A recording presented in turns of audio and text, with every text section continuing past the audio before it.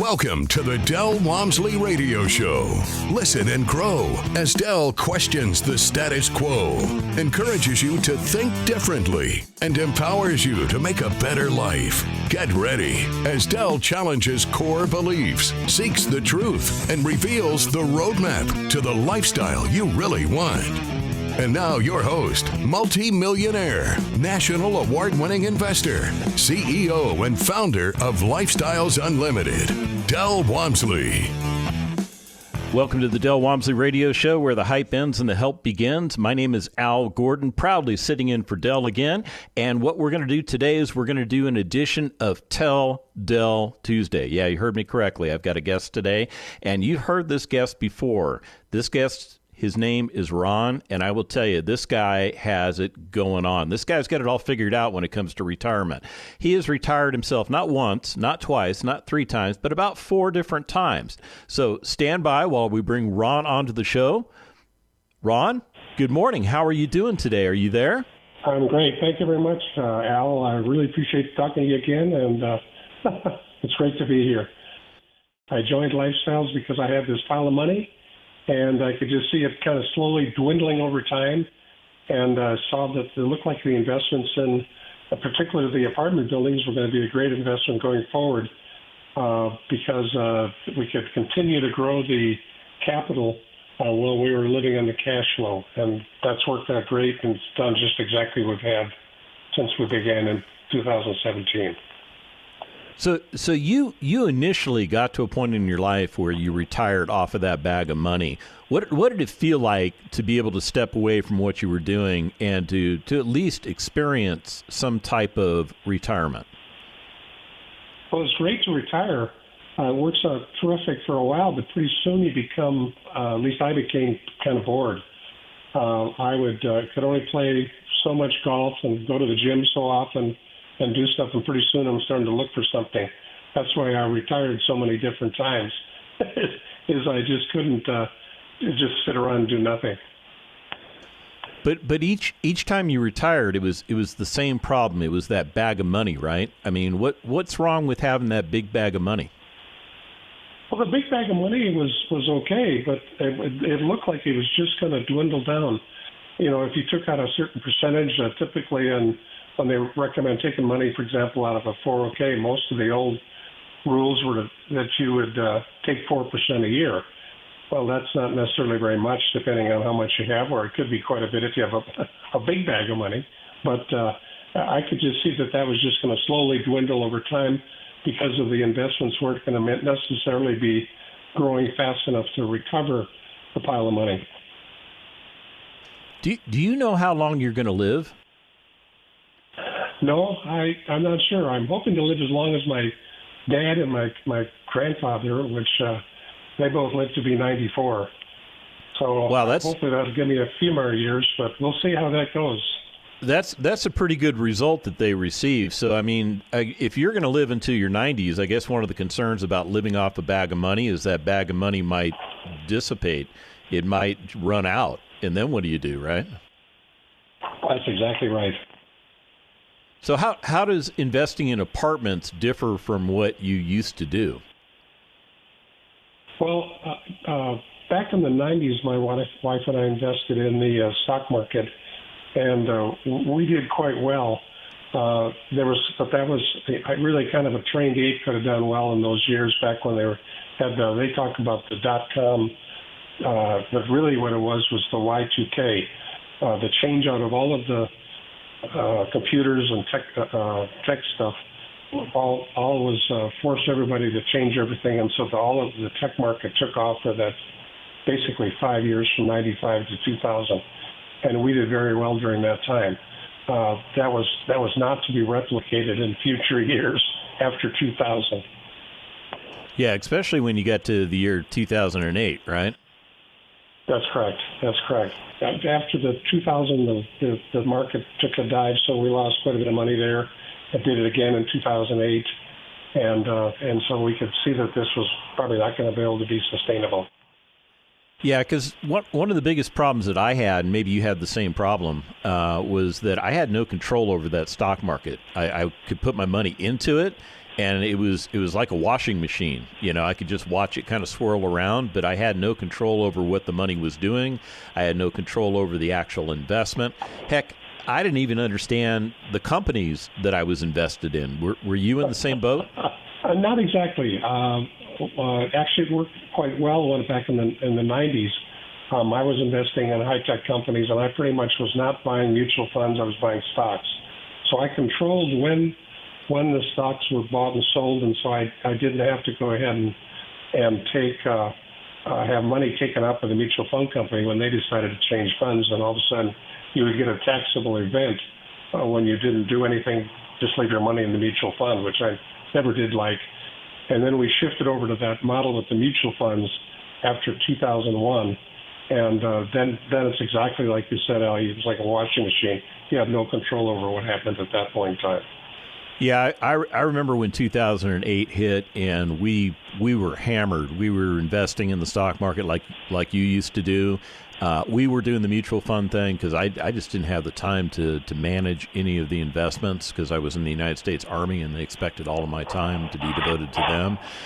I watched a lot of my friends who had 401ks watch their 401ks turn into like 201ks. Did you have that happen to you? Yes, that happened exactly. What does that feel like just watch everything that you're counting on just evaporate? Oh, it's a sinking feeling. And in fact, that was one of the main reasons I was looking for some type of investment like Lifestyles Unlimited and investing in apartments or single-family homes, because it looked like it was a much more stable, much less risky than that investment in the stock market.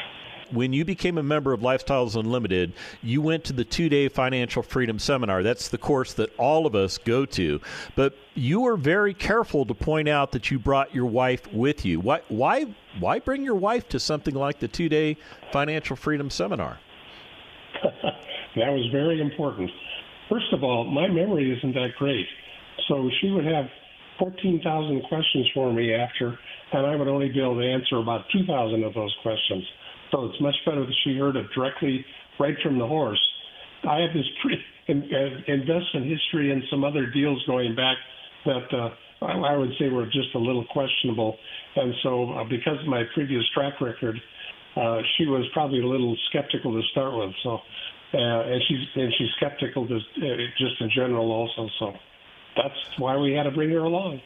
Man, I'm picturing the two of you sitting in the seminar room. I'm picturing Ron with his notebook and his pencil ready to go, and I'm picturing Mrs. Ron with her arms crossed, kind of her legs crossed, tapping her foot, not real happy to be there. Am I picturing what it was like for you guys when the 2-day Financial Freedom Seminar kicked off? You have it pretty accurately described.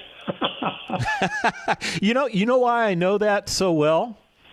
You probably have the same situation. I totally had the same situation. I'm sitting here listening to you, and I'm going, Ron, your life is my life. I mean, we had exactly the same experience going into the Financial Freedom Seminar. So tell me, what exactly did you guys learn that caused Mrs. Ron not to be so upset with you? Actually, in going through the seminar, we covered the first day was the single family, and that sounded very intriguing. And then when we got to the multifamily, that was really looked terrific, and that's where we wanted to go. Since we did have the pile of money, we could kind of get started on the multifamily to start with, and not go forward with single family also. And then, the thing that we really liked in the whole thing was the part we hadn't really knew about was the forced depreciation that you can do with doing apartments, where by making improvements and just increasing the rent, you can increase the value of the property directly by doing that. And that was just kind of a really big deal for us to find out about that. So it just looked very attractive to go ahead and become a multifamily investor. So did your wife, did she finally acquiesce and decide that this was a good way to go, or did she proceed with caution? Oh, no. Believe it or not, at the end of the seminar, we actually signed up for to become the members at that point in time. So yet that same day on that Sunday, we actually signed up. So she was convinced that was going to looked like it was going to be a good deal. And so she's been very happy with that decision since then. So you guys upgraded your membership. You became preferred investor group members on the spot at a 2-day financial freedom seminar? That's correct. I think that's an amazing result from somebody that went into that seminar with a closed mind. Yeah, well, the seminar was actually that good. So I just want to congratulate the Lifestyles people and the trainer and everybody else that presented all of the facts, and she's very logical. So it made sense to her, and so we moved ahead. So you set your sights on multifamily investment. You guys you said single family is pretty cool, but we're not going to do that. We're going to do multifamily. And now that you're part of the preferred investor group, you actually are in a closed environment, according to the Security and Exchange Commission, where you can actually transact properties with your fellow Lifestyles Unlimited members. What did that feel like? Well, that was one of the things that I was really impressed with, is the fact that because of the fact it was a closed organization, you were dealing with other people that were just like you, except rather than being a passive investor like I am, you could deal with the active investors or the leads that had put together the deals, and we could go ahead and invest in those. So what was very impressive was you had access to all of those deals by joining the group that you would not have if you were outside of the group. And from our experience with other investments since that time, we have found that the deals on the passive investments are actually a better spread on the money between the way that the lead gets 20% typically in the deal and the passive investors share 80%. Most other deals you'll see it's a 30-70 split. So it's actually much more attractive purchasing deals through the Lifestyles organization. Yeah, because one of the things that Dell put into motion was the concept that the passive investors, i.e. the type of investing that you and I both do, we need to be protected, because if you invest outside of the Lifestyles Unlimited community, all of the profits are stripped out by the syndicators, or we would call those people lead investors within Lifestyles Unlimited, and we'd be left with the crumbs. And we don't want the crumbs. I mean, we're doing this to change the velocity of our life.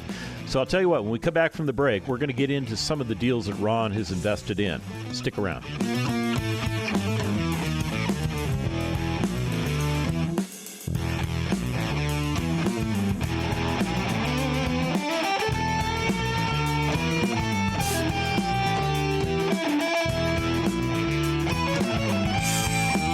Teaching you with a roadmap to creating the lifestyle you really want. Keep listening. The Del Walmsley Radio Show returns in moments. Tired of living the life of quiet desperation? Want to retire but can't save fast enough? Let Del Walmsley and the team at Lifestyles Unlimited show you how. I'm here to tell you, you got to take action now. You got 1 year, and at the end of 1 year, it's going to be just as crazy as it was. Change your roadmap. Change your life. So unlike when you go to retire and you think you have a pile of money and you're going to live off that pile of money, and your goal becomes die before you run out of money, right? Use real estate to create passive income. Our goal here is just go out there and create the income stream. We don't care how big the pile is. That's irrelevant to us. Create the income stream we can live on, and then every year continue to build that wealth. Build wealth. You should be able to increase your income every year for the rest of your life. I have since I was 34 years old. Get educated now at Lifestyles Unlimited. Text the word radio to 88007. That's radio to 88007. Join for $297, a 60% savings off the regular price. Text radio to 88007. You're hearing the Del Walmsley Radio Show. Want more life-changing knowledge? Access our podcast and listen on demand at lifestylesunlimited.com under the radio tab. Now your host, Del Walmsley. Welcome back to the Del Walmsley Radio Show, where the hype ends and the help begins. My name is Al Gordon. I am proudly sitting in for Del Walmsley, and today is another edition of Tell Del Tuesday, and I have Ron on the show with me, and I will tell you this.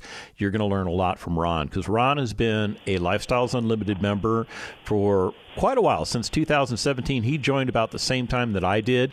You've owned up to 30 different multifamily apartment communities, but you currently don't own all 30. You've liquidated 8 of those. Why did you liquidate 8 of those properties? Typically in the property, the lead investor has control. The passive investors get the chance to vote on whether or not it's time to go ahead and sell the property if we got to continue to keep operating. And in those 8 particular cases, all of the members, when given the opportunity, voted that yes, we ought to go ahead and sell at this point in time. And that's exactly what we did, and basically divested those properties. So it was the natural lifespan of those particular properties. I mean, they were purchased. They had a specific intent. You accomplished the specific intent, and then it was just time to liquidate? That's pretty much exactly right. So what did those properties do for you? I mean, they're obviously no longer in your portfolio, so they're not helping your retirement, but what did they do while they were in your portfolio? Well, there was one section we sold, I think 5 of them, 2 years ago. During that year, I remember on my taxes I had capital gains of about $750,000 on those properties, and I did not pay any tax that year at all. So I was very pleased with that activity. And that's from the carryover depreciation and the fact that you keep reinvesting the capital in other projects where you've got more accelerated depreciation that allows you to do that. So once again, that was a very nice surprise that we sold those properties and paid no taxes that year. Well, I'm looking at the list that you sent me of the properties, and I'm pretty amazed at this list. I mean, collectively, they were producing like 19% cash-on-cash return for you. It looks like they more than doubled your money. In other words, you put money into the investment, the money that you put into the investment came back to you, and then you received a lot more money in the form of doubling your money. Am I reading your spreadsheet correctly? That is correct. The actual capital more than doubled, and we still had all of the other cash flow that we lived on, which were the earnings each month that were paid out quarterly from each of the properties. Now, you still have 22 assets in your portfolio. Are these returning the same type of return as those that you liquidated, or are they doing something different? Some of them are close to doing the same. The difference on the properties is if some of the properties, if they have basically a fixed rate of interest on the loans that they had, most of those are doing well. The ones that had the variable rates, those are all challenged right now. Those are pretty much flat at best. So, and there's probably about a third of those on there that have variable interest rates. What's the problem with the variable interest rate? Well, you bought the property and you started out at a 3% interest rate, and now it's 7%. And so the amount of money that you're paying each month toward the property has pretty much doubled in what you're paying in interest on that. So if you were paying, let's say, $50,000 a month in interest on the property on the loan, you're now paying over $100,000. And so that has cut into the profitability of the property pretty heavy duty on some of those properties. What do you plan to do with those particular properties? Most of those were kind of hanging on.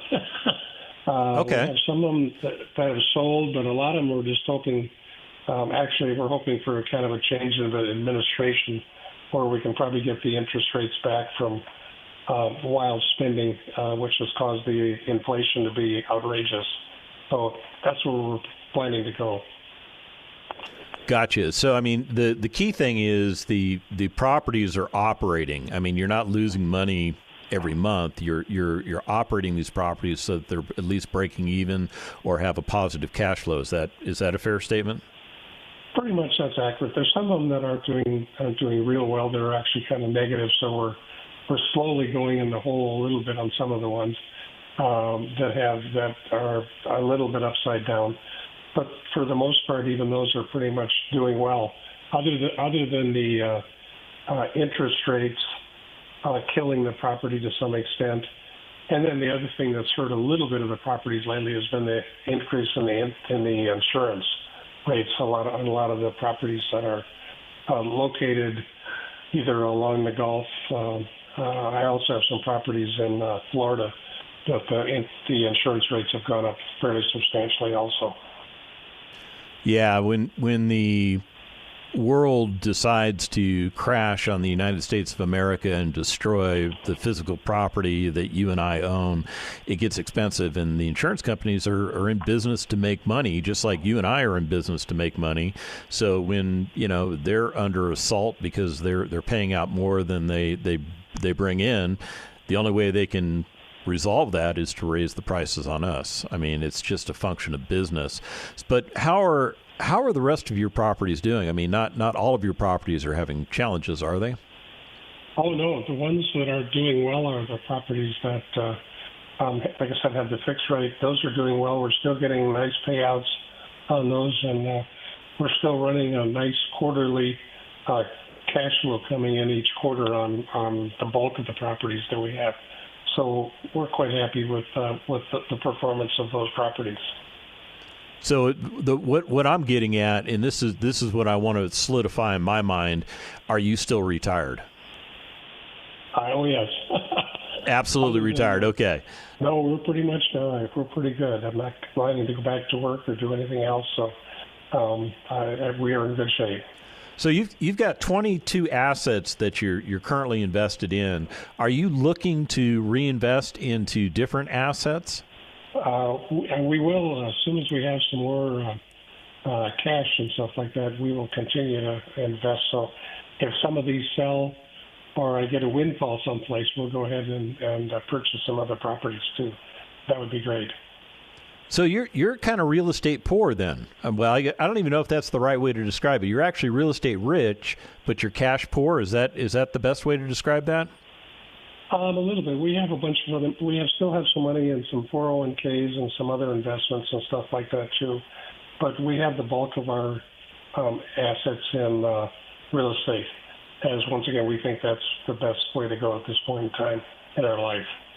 Now, you followed a strategy to liquidate that 401k, did you not? Oh, yeah. We ended up liquidating the 401ks over about 3 or 4 years. So we actually invested as we would liquidate some of it, invest it, wait till the next year, try to invest it. So we were trying to minimize the tax effect of getting out of the 401ks that we had. And so we didn't invest as quickly as we'd like, but we also then minimized as best we could the tax liability by doing that. Because you had a lot of money in the 401k, so if you didn't effectively take that money out following the process that you followed, you would have just given a lot of that money back to Uncle Sam in the form of taxes, correct? Oh, absolutely. You really do not want to go ahead and invest in the real estate like this in a 401k, and that's what Lifestyles teaches, and that's exactly true. All the benefit that you would get with the depreciation and all that would all just be absolutely wasted if it was in the 401k, because as you're growing the 401k, that money, when you take it out later, is all taken out at the full ordinary tax income rate, and that's just outrageous to do that. So it's absolutely worth it to go ahead and cash out your 401k. Like I said, we did it slowly to minimize the tax effect, but do all of the real estate investings outside of the 401k would be my 2 cents. Did you find a withdrawal formula from the 401k? In other words, did you find take out 1/3 in this year, 1/3 in the next year, or did you have a different formula? It wasn't exactly that. It would just, we kind of look at the year, I'd go through and do some rough tax calculations and would figure it out. So, for example, when we joined in 2017, it was October. So I started looking back, and I took money out of right away in 2017, so I could get started with that cash, and then we did that in 18, and then in 19 again to go from there. So that was pretty much the strategy on minimizing that tax. And who advised you on that strategy? That's pretty much came right from Del. Del Walmsley himself, huh?